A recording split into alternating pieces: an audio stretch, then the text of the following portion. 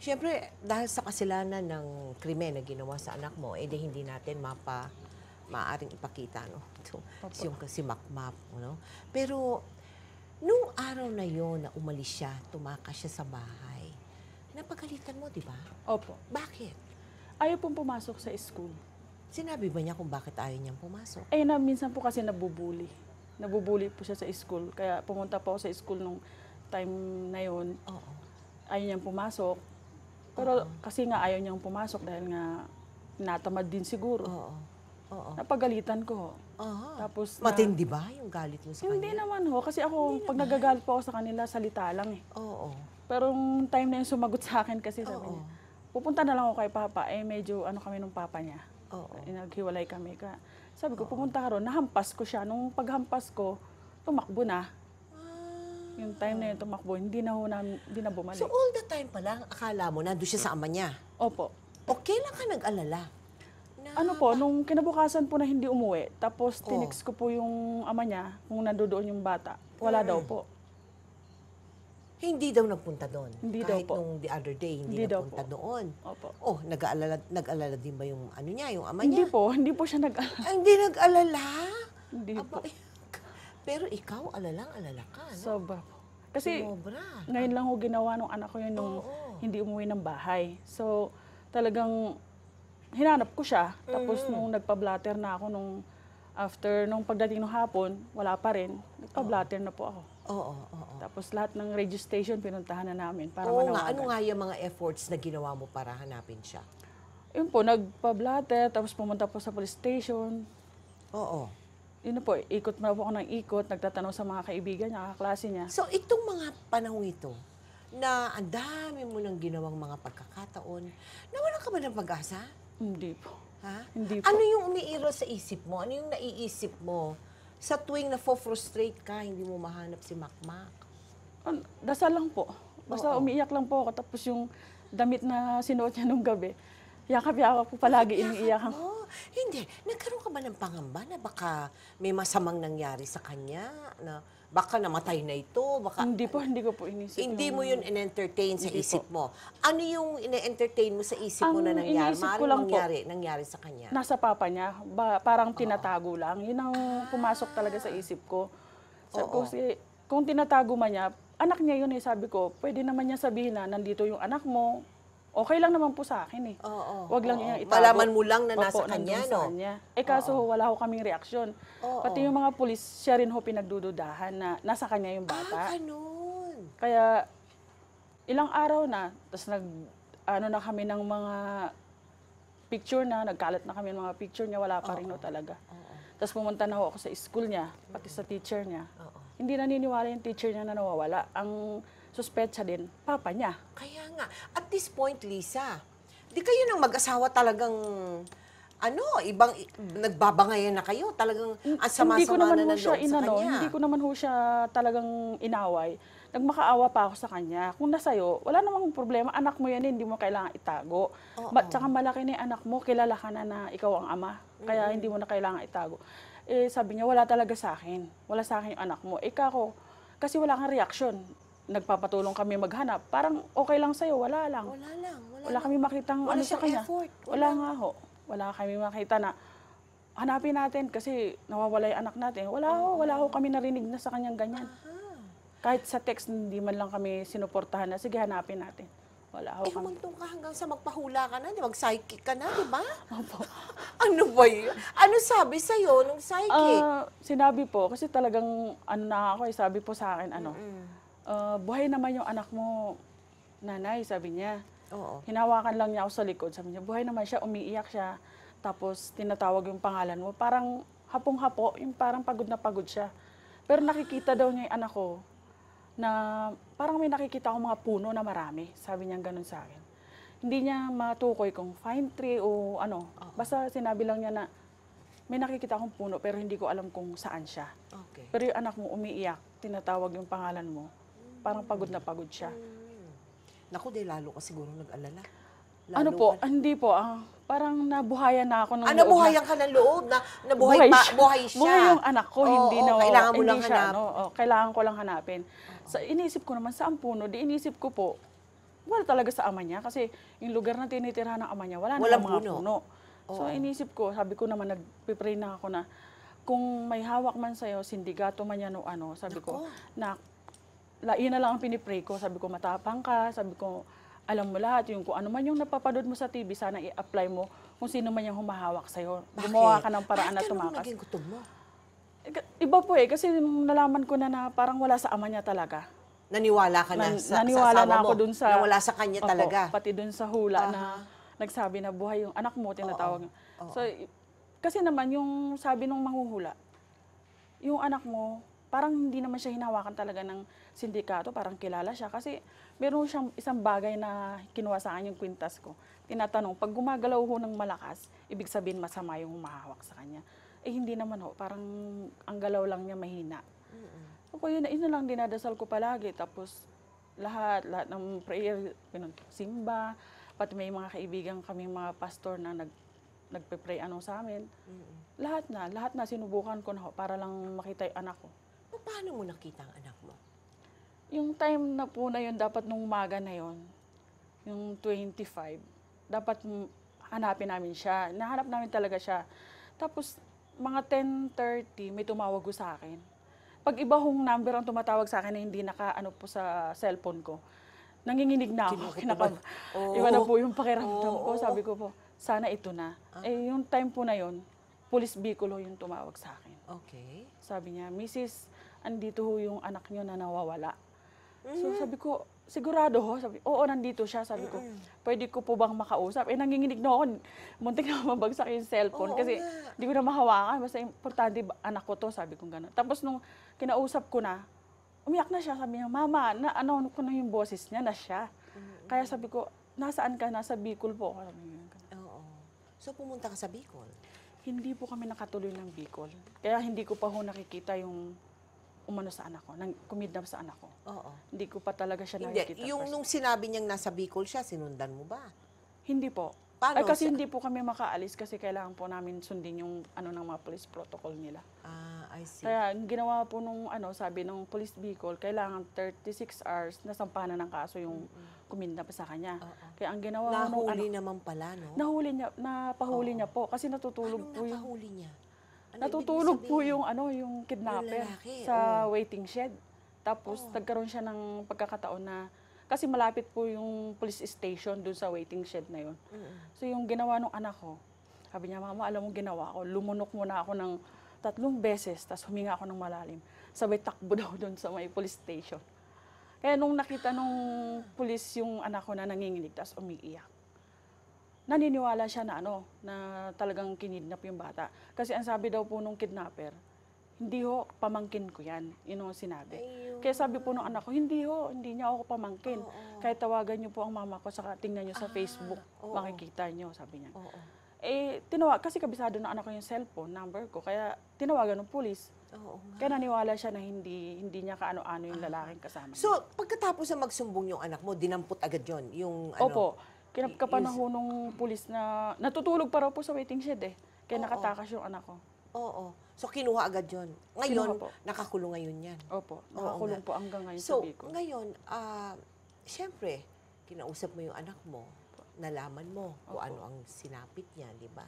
Paano yun? How did that feel for you as a mother? Na Napakasakit. walang hiya. Di ba na?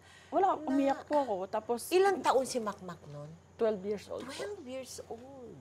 Umiyak po ako. Tapos, hindi ko pinakita sa anak ko na nahihinaan ako ng loob. Basta sabi ko lang na, hindi lang siguro ikaw ang bata na, Nakaranas ng ganon. pasalamat tayo kasi nakatakas ka, sabi ko gano'n sa kanya. Kasi ayaw ko na hong maalala talaga yung, tuwing nagkakwento siya, tuwing magsasalita sa pulis, ayaw ko niya nang paulit-ulit. Kaya hanggat maaari ho, kung pag sa hearing, ayaw ko rin na sana siyang sumama. Pero hindi ho, kailangan ho talagang sumama siya. Pero siya, sa loob, sa kaibuturan ng puso niya, gusto pa niya, ba niyang ipagsakdal itong mamang ito? Oo, siya ho nagsabi nung kailangan manalo si Duterte para mabitay na yan kasi bitay. Gusto niya Gusto niya na mabitay. Kaya nga sabi ko, kung kahit man ako, sabi ko na, kahit man ako, kung maaari lang, ayoko na siyang makita, ayaw mo na rin makita. Maaari nga lang, isalvage natin eh. At tayo na ang papatay sa kanya. Sabi ko pa, Ganun ang galit mo. ha, sobra ho. Lisa? Kasi, biro mo 12 years old yung anak ko. Innocent. Innocenteng inosente. No? Ginawa niya yung Napakawala ganong brutal na ginawa niya. Bahe. Pero ano daw anong teorya ng polis? Bakit siya ang kinuha? Bakit? Nakikita na ba siya? Nagwapuhan ba sa kanya? Alam mo Hindi na, naman bakit po. siya ang pinili, in short? Sa dinami-dami ng bata? Ewan ko nga po eh, siguro. Bakit Kasi yung kaya? anak ko parang ignorante siguro sa kasi first time niyang pumunta sa lugar na yun na siya lang mag-isa. Parang lang, siguro tingin ng lalaki, walang kasama to, baka ganun ang sa kanya. Oo. Pwede nating kunin tong bata na to kasi Oo. may kasama ko kasi yung lalaki, bata rin kasing edad niya. Parang naging utusan niya na mamalimos. Oh. Tinuturuan niyang mamalimos yung bata. Oo. Sabi naman ng anak ko, yun naman ang sabi na mamalimos. Sabi ko, na kung medyo malaki ang pera na binibigay ng bata kay dun sa kumidnap sa'yo, hindi na mamalimos sigurado yun. Baka, Nagnanakaw. Nagnanakaw. Gumagawa ng ibang krimen. opo. Ano? Anong kwento niya tungkol dun sa mamang yun? Ano? Tinrato ba siya ng Pinakain ba siya? Ano bang ginagawa Hindi niya? ho, kasi daw, minsan nga ho, hindi siya kumain. 2 araw ho siya hindi kumain. Nung time na kinidnap siya, 2 araw siya hindi kumain. Tapos po nung pag bumibili daw ho ng pagkain, kasi sa tabi-tabi lang daw ho bumibili. Yung na yung pagka maarte din, hindi ho kumakain. Nagtutubig lang daw po siya. Bakit? Ayaw niya kumain ng Nakita pagkain daw sa po niya yung tabi-tabi. pagkain ni marumi. Bakit? Baka marumi. Oo. 19 na araw siya, no? Opo, nawawala. Na kinuha noong mamang yon. Opo. Oo nga. Ngayon, kamusta siya ngayon, Lisa? Okay naman po. Pumapasok na siya sa school. Kahit Pero siya syempre, naman may isa. yan. Pero Syempre, may... inaano ko rin naman po siya kung... sabi nga po nung doktor, parang nakikita ko sa anak mo, pinipilit niyang iwaglit lahat yung nangyari sa kanya. Oo. Pero okay naman po, tinitingnan ko naman po siya. Sabi ko, matapang na bata, sabi ko lang. Oo, matapang. Matapang Sabi yung ko nga anak sa mo. mga, sabi ko nga, lahat ng detalye, lahat ng pinuntahan nilang lugar, nasabi niya ko. Naalala niya? Naalala niya Paano? wala. Bakit? Ba't mo sinasabi yun? Marami bang pinuntahan? Saan sila una nagkita? Dito, sa Baguio. Sa Baguio, Opo. di ba? Opo. O tapos dinala siya sa Bicol na ba? Bicol. Di pa. Pampanga pa ho. Dumaan Pampanga sila pa. ng Pampanga. Oo. Tumakas pa ho siya sa may bandang Ordaneta, nakatakas siya. Kaso nga ho, nung pagtakas niya, nakita siya nung gasoline boy, tinuro. Kasi sinabi nung lalaki na, pamangkin ko yon, nagtatago. Kaya nahuli ho siya. Kaya, Nakuha siya ulit. opo, nakuha siya ulit. Asus Maria Josep. Oh. Tapos nung dinala siya sa Maynila, kasi tumira sila sa isang hotel, Oo. doon, nagtangka na naman po siyang tumakas. Nandun po yung time na nakakuha siya ng bato, pinukpok pa niya ng bato sa ulo yung Yung mama. Ay. tatakas ka. Kaya simula nun, nung mahigpit ng hawak sa kanya, huwag kang tatakas. Nung dinala na ho siya sa Bicol, namundok ho sila ron ng 3 gabi. Oo. Sa kubo doon siya dinala. Oo. Yun, natatakot na yung anak ko kasi nag-ahasa daw ho ng itak eh. Aha. Eh parang tinutorture siya. Inaano Tapos siya, oo. tapos minsan pa nga raw nasabi niya, ba't di mo na lang ako patayan kung di mo ko ibabalik sa mama ko? Sabi niya nga.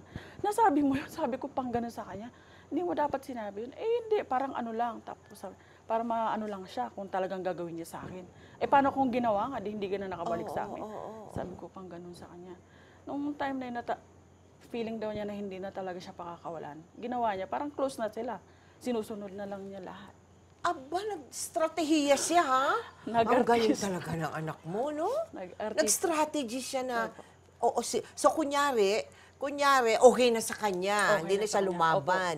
Pero, anong pakay niya doon? Anong goal niya? Para pagtiwalaan siya opo. ng lalaki. At magkaroon ng pagkakataon na dahil sa Makatakas. tiwala niyo, Yun nga po, nangyari. kagaling ng anak mo.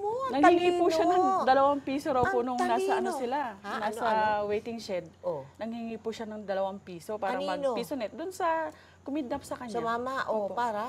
Mag-piso net po sa tabi lang. Kaya yun po yung time na yun na nakatakas siya. Kasi nakapag-piso net siya, tapos yung kidnapper nasa waiting shed, namamahinga, hindi na malayo, nakatulog. Ay, naku, Yan ang grabe. nakita niya nakatulog. Nagkaroon na po siya ng Ang pagkakataon. na galing nung tumakas. anak mo, no? Nakakabilib yung ganyan. Lahat po At ng- 12 years old, no? 12 years old. Naisip niyang lahat yun, ano? Ngayon, meron ka bang pinagsisisihan, Lisa, sa nagawa mo?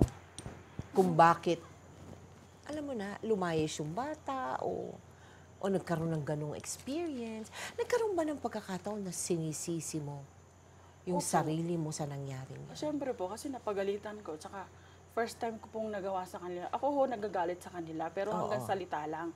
Sabi ko naman sa kanila naman, para naman sa kanila yung sinasabi ko, kasi gusto ko lang mag-aral sila. Tuwing darating ako sa Oo. sa O, trabaho, syempre, pag ganun wala, lang ang gusto ng magulang eh, no? magugulat ako. Oo. Nandyan kayo, ba't di kayo pumasok? Hindi kami pumasok. Pero sa papa nila, okay lang na hindi sila pumapasok. Oo. Kaya yun ho ang pinag-aawayan namin mag-asawa. Oo. Yung hindi pumapasok yung mga anak namin. So, paano kaya dapat ang nangyari doon para hindi sumama ang loob niya at lumayas? Paano kaya doon? Anong klaseng disiplina ba? Yung ba'y pinag-isip-isipan mo pagkatapos ng nangyaring ito sa anak mo? Siguro po kailangan hindi yung padalos-dalos yung pagsasalita. At saka yung pananakit siguro kailangan iwasan din sa mga bata. Iwasan yung Lalo physical, opo. yung no? Na ano mo ba? Ano ba ginawa mo? Tinulak mo? Kinurot? Nampas ko sa may bandang Batok. sa may ulo. Opo. Hinampas mo. Opo. So, yun ang dinamdam niya, yung... Opo, pero nung sabi niya, nung nasa Bornham nga daw po siya, sabi niya, naisip daw niya babalik na nung tanghali. Oo. Hinawakan na nga raw siya nung mama na yun. Hindi na siya pinakawalan. Grabe. Sabi ko, masama. Hindi naman masama ang loob niya sa akin kasi nung tumawag ho siya, nung nakawala na siya, mama, sorry, umiyak na kaagad. Yun na po ang sabi sa akin. Kasi na bata yan, kaya kilala ko naman ang ugali na talagang hindi naman nagtatampo yan na yung matagalan. Matagal, oo. Pag pinapagalitan ko, mamaya-maya lang ho na naman eh. Oo. Sa akin pa ho, nakatabing matulog. Oo. Baby ko pa hanggang Baby ngayon. mo pa hanggang ngayon. Kasi bunso nga ho, nag-isa pang anak. Lisa, alam ko na ikaw'y dumadaan din sa isang napakalaking health problem. Opo. Kamusta ka na ngayon? Ito po, balak pa sanang magpa-opera pero iniisip ko yung kaso ng anak ko. So ginagawa ko lang therapy ho, tapos inom lang ng herbal. Ano. Bakit hindi ka magpa-opera? Wala po kasi mag-aasikaso sa kanya sa hearing at saka yung katulad niya, nagte-therapy siya. Pag sa hospital ho ako, wala akong, pag naoperahan ho ako, kailangan nasa hospital ako, wala akong mag-aasikaso po sa kanya. Hindi mo pwedeng pakiusapan yung papa niya muna habang nagpapagaling ka. Kasi syempre, kailangan unahin mo din yung sarili mo. Paano yung mga bata pagka ikaw pinabayaan mo yung sarili mo. Oo nga po. Pero yung ba tawag nito, yung ba payo na ng doktor mo na kailangan tanggalin na? O yun ho ang Both of your breast? Both? O isa lang? isa lang po. Isa lang. Isa lang. Oo. Pero sabi po ng doktor, pwedeng tanggalin. Meron din siyang option na hindi po tatanggalin. Okay. Kumbaga yung buko lang ang tatanggalin, pero yung breast ko nananatili. Napatanggal mo ng bukol? Isa biopsy pa lang po. Pero hindi pa po natatanggal talaga sa ano. Oo. Ang biopsy, ano resulta? Yun nga po. Stage 2, ano na Stage 2 CA ka. Opo. Ipatanggal mo na. po. Yun nga. Payong kapatid, patanggal mo na. Huwag ka na mag-intay. Oo nga po. Oo. Para sa ganun, na wala na itong problemang ito sa'yo, ito naman, mabilis lang naman yun. Oo nga. Tsaka kung stage 2 hindi pa naman, talagang mahahabol pa naman. Di ba? Hindi naman kailangan na ano. Lisa, kami ay magdarasal na matapusan mo yung problema mo, di lang sa anak mo, kundi pati sa iyong sarili, ang health problem mo. Maraming salamat, Salamat po. at ibinahagi mo sa amin ang kwento ng buhay ninyong mag-ina. Opo, salamat din Thank po. you very much. God bless you. God Thank you bless rin po. Hindi ako nagbibiro, paalis mo na. 1 week lang. 1 week lang naman yung... Operasyon. Oo, madali lang yon.